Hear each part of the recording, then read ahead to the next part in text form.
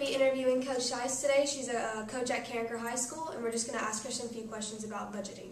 So describe your job description. Initially, it was health and physical and girls basketball, but it is way more than that. It is definitely a mother to kids who don't have a mother, a friend to kids who don't have friends, a counselor to kids who need to talk, a shoulder to cry on, for my athletic kids and some of my students as well. I'm also a nurse. I wrap, I clean wounds, yeah, it's not what it was initially. It is that and so much more. Okay. So much more. Thank you. So who is responsible for your classroom budget and your basketball budget?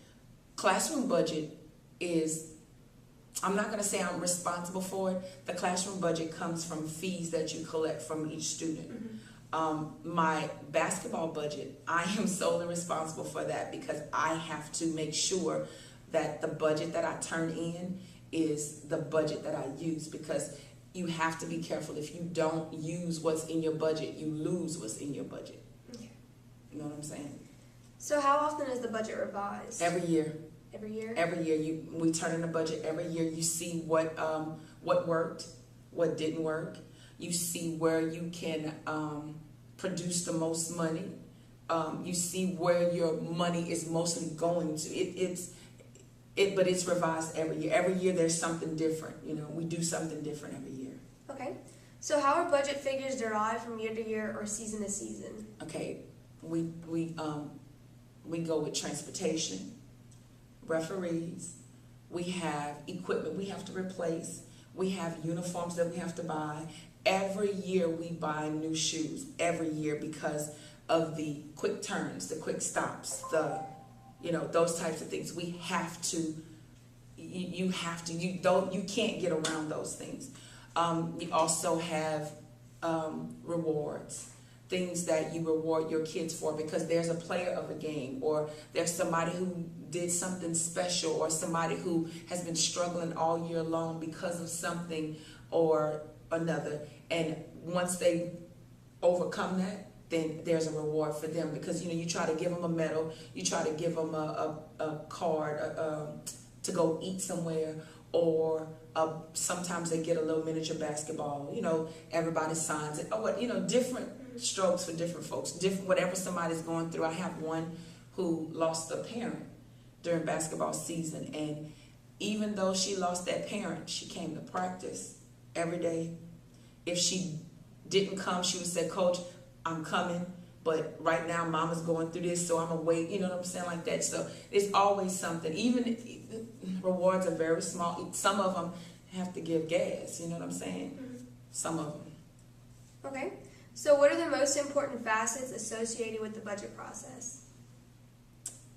Just the fact that you be concise with it. You have to make sure you cover everything, whether it be, because this year, the one thing we did out of the ordinary this year is, this is my first year to have seniors that graduated playing college ball. And so this year we had allotted money in the budget to go and watch them play.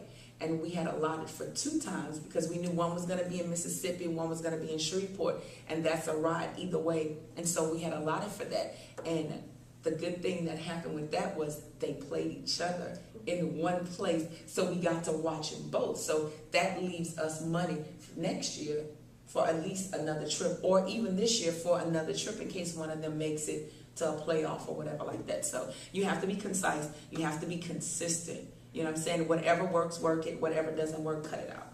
Okay. So ultimately, who is accountable for the budgeting process? Myself.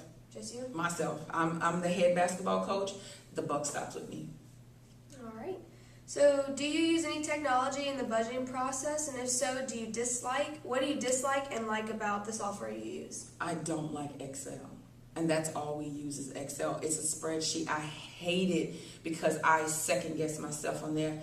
I don't, but it is very effective because you go in and you count and you put your number in. You go in, you know what I'm saying? Like, it's effective, but I just don't like it. I like writing it down storing it and going back to, The you know, the old-fashioned way. But old-fashioned way. things are not old-fashioned anymore. Things are evolving. It is getting, my advice to everybody who's going to be a coach is to get acquainted with Excel. Whatever is on that computer, get acquainted with it. Okay, so what advice would you offer to future coaches regarding their sport? Number one, have a passion for your sport. Have a passion for kids. Because number one, it's not a sport without the kids. But the technical stuff, you have to know yourself. You know, and if you don't, there's no excuse. Ignorance of the law is no excuse. You have to know. You have to be informed. And while you're at ULL, which I graduated from, and go Cajuns, you have to get what they're offering. And they offer, when I was there, I was so happy they offered that class. I just think it was just a regular computer class. Showed you how to make a web page. It showed you how to do a spread. All of that stuff. Take those classes. That's an awesome class. Pay attention. Well, thank you very much, Coach Heiser. I really appreciate it today. No, not a problem. All right.